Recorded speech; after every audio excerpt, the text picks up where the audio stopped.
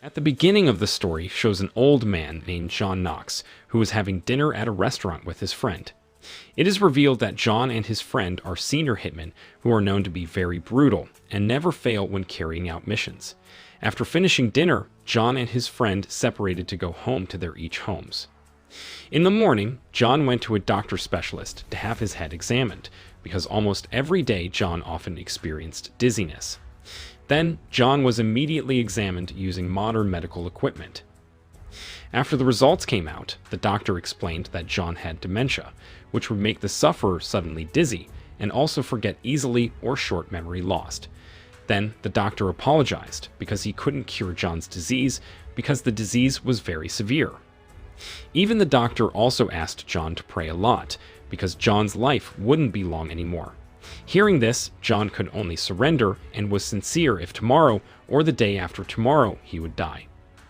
The next day, showing John who just woke up with a fairly young woman named Annie. It turns out that this woman is John's girlfriend because John has been separated from his wife, Ruby, for 2 years. John also has a grown-up son. John even has granddaughter, but they live together with his ex-wife.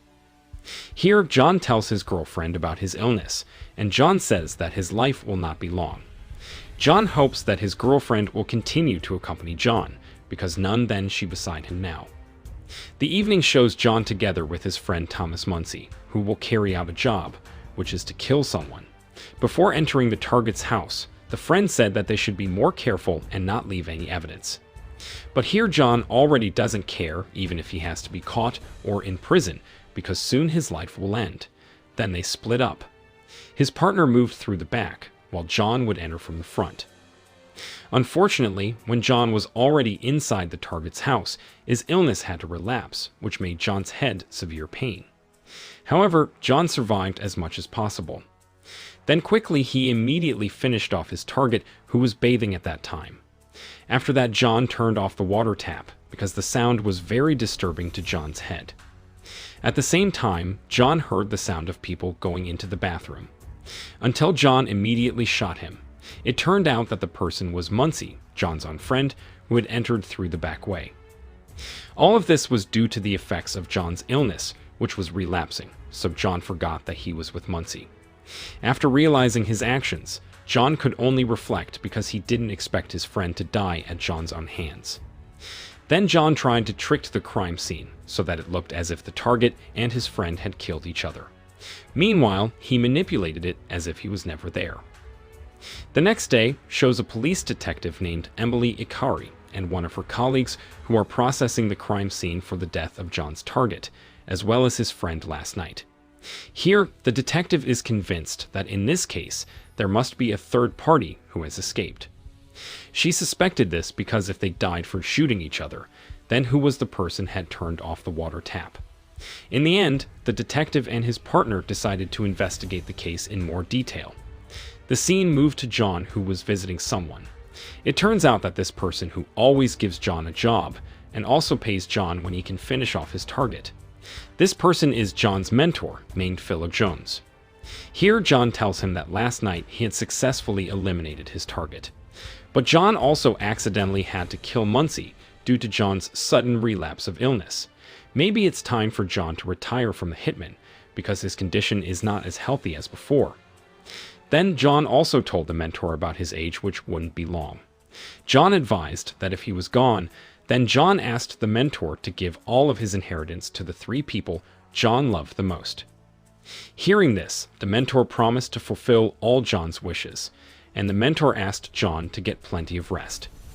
Later that night, when John was at home, he suddenly heard a knock on the door. When he opened it, it was John's son with a wounded hand and was very panicked. John immediately brought his son inside, then invited him to talk at the dinner table. He was told that his son was named Miles, and John asked Miles to tell him what had happened. Then Miles explained that he had just finished off a masher man. This is because that man has impregnated his daughter, or John's granddaughter, who is only 17 years old. Meanwhile, that man himself is 34 years old, a mature man. Initially, Miles was only going to teach that man a lesson, but that man instead told him how delicious and pleasure it was to have sex with his daughter.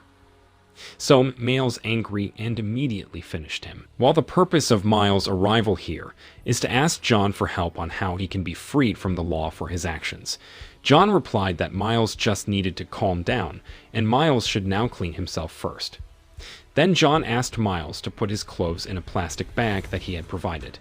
After finishing his shower, John asked Miles to return to his mother's house and never tell anyone about the murder. John promised to take care of the case, and Miles shouldn't panic. A few minutes later, John went alone to the Masher man's house, the person Miles had killed. Once inside, John wrote everything he had planned, in anticipation if his illness recurred, and suddenly forgot his memory. Then, John tricked the incident at the crime scene. Then he also killed the security guard who was guarding the CCTV room. John quickly manipulated the CCTV footage to make it look as if Miles had never been there. After feeling everything was safe, John hurried away from that man's house. The next day, showing the police detective Emily who just got a report related to the case of a man's death last night. Quickly, the detective and his men immediately went to process the crime scene at that man's house. Once there, the detective examines the man's body and looks for other evidence of the murder. On the other hand, it shows John who went to one of his colleagues named Xavier Crane. We are told that Xavier used to be a former hitman, just like John. But now he is retired because he is no longer young. Here John tells Xavier about his illness. And John also explained that Miles, his son, had been involved in a murder case. John has a plan to save Miles, and all the plans he has wrote on a piece of paper. John asked Xavier for help to contact John every day, then remind him of John's plan to save Miles, his son. John was worried that if he suddenly lost his memory, he wouldn't remember the notes on his paper. Hearing this, Xavier promised to remind John every day through phone calls. In the afternoon, John was seen soiling Miles' white shirt with fake blood, which he then put in a plastic bag. Not long after, John's girlfriend arrives, because they haven't seen each other in a few days. However, John is busy organizing a plan to save Miles, so he doesn't really respond to his girlfriend. Here, Annie, the girlfriend, accidentally finds an expensive painting and asks if this painting is real. John replied that the painting was indeed original, and the price could reach $1 million. Soon John will sell the painting, then he will distribute the money equally to people John loves. Then John asked that the girlfriend should just go home and come back tomorrow, because now he was very busy. A few hours after that, John was contacted by Xavier, his best friend. Here Xavier asks if John still remembers the plan. John replied that until now he still remembered, even he was busy organizing everything. Then Xavier advised John not to lock his cell phone with a passcode, because if his illness come back and his cell phone was locked, then everything would be troublesome. Then John agreed. After that, John kept a fake fingerprint on the knife used by Miles when finishing off those men. John had also manipulated other evidence, which he put into a plastic bag. Later that evening, John met with Miles at a cafe. Here John said that sooner or later Miles would be interrogated by the police, because the man that he killed had a relationship with Miles' daughter or John's granddaughter. John suggested that when interrogated later, Miles should keep calm and not panic, because it will only make the police suspicious. After understanding what John said, they returned to their each homes.